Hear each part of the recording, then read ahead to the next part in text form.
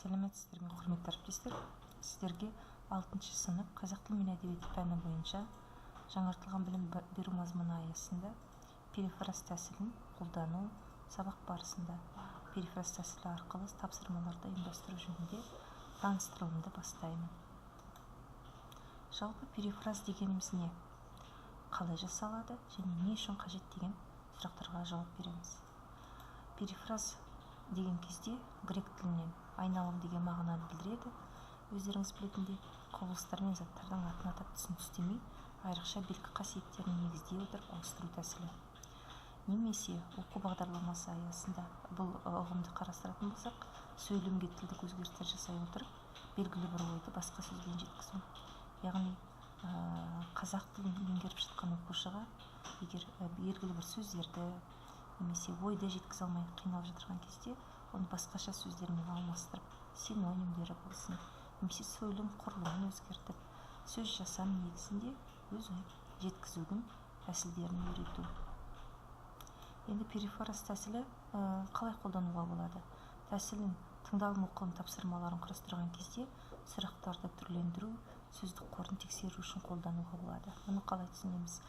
Яғни оқушыға тыңдалым оқылым тапсырмаларын берген кезде тапсырма бойынша сұрақтар құрастырамыз. Ал сұрақтарды оқушылардың мазмұнды қаншалықты түсінгенін, сөздік қоры мазмұнын түсінуге қаншалықты жеткілікті екенін байқау үшін перифраз тәсілдері арқылы сұрақтарды құрастырамыз. Мысалы, мәтінде қария деген сөз кездессе, сұрақта қарт деп алмастыруға болады. Келесі айтылым дағдыларын қалыптастыру барысында өз ойын өз сөзімен жеткізу.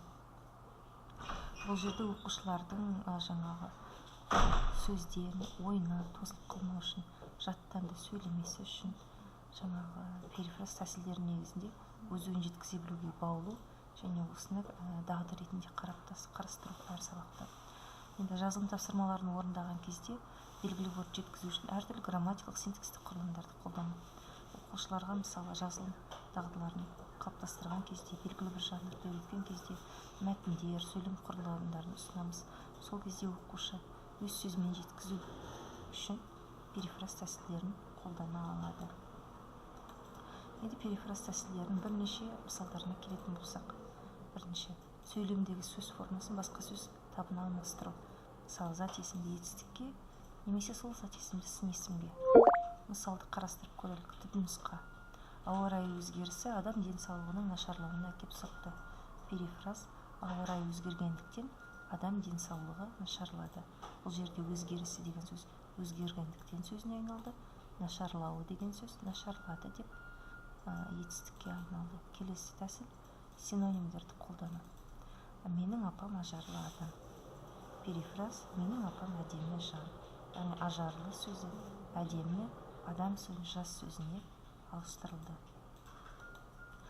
Үшінші тәсілі сандар мен пайыздық көрсеткіштерді өзге формаға ауыстыру. Мысалы, түпнұсқада оқушылардың 1/3 бөлігі жақсы деген бағаға ие болды деп берілуі мүмкін мәтінде. Перифраз тәсілі арқылы оқушылардың 30% жақсы деген бағаға ие болды деп өзгертуге болады.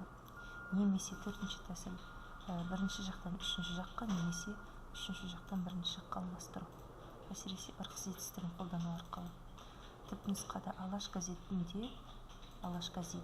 Абай өлеңдерін жариялады. Перифраз: Алаш газетінде Абай өлеңдері жарияланды. Сөйлем құрылымы өзгермегенмен, олардың жақ-жағынан өзгерісі болды. Келесі, бұл 5-ші тәсілі анықтама берудің әртүрлі құрылымдарын пайдалану. Әсіресе оқушылар эссе жазған кезде белгілі бір құбылыстарды түсіндіреді немесе өз ойларын жеткізеді. Түпнұсқа: мысалы, зат есім заттың құбылыстың атын білдіріп, кім не деген сұраққа жауап беретін сөз табы. Ал перифраз жасаған кезде зат есім бір заттың, нәрсенің, құбылыстың, оқиғаның атын білдіретін сөз табы, кім-кімдер, не-нелер деген сұрақтарға жауап береді. Яғни түпнұсқадағы толық бір сөйлемді перифразды біз 2-ге бөліп көрсеттік. Алтыншы тәсіл төл сөз, төлеу сөз, автор сөз формаларын түрлендіріп қолдану.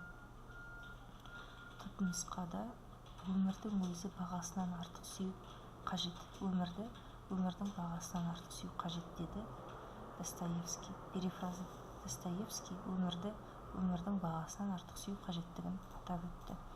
Ол әсіресе шығармаларда эссе жазған кезде, белгілі бір адамдарға, ұлы адамдарға сілтеме жасаған кезде өте қажетті тәсілдердің бірі.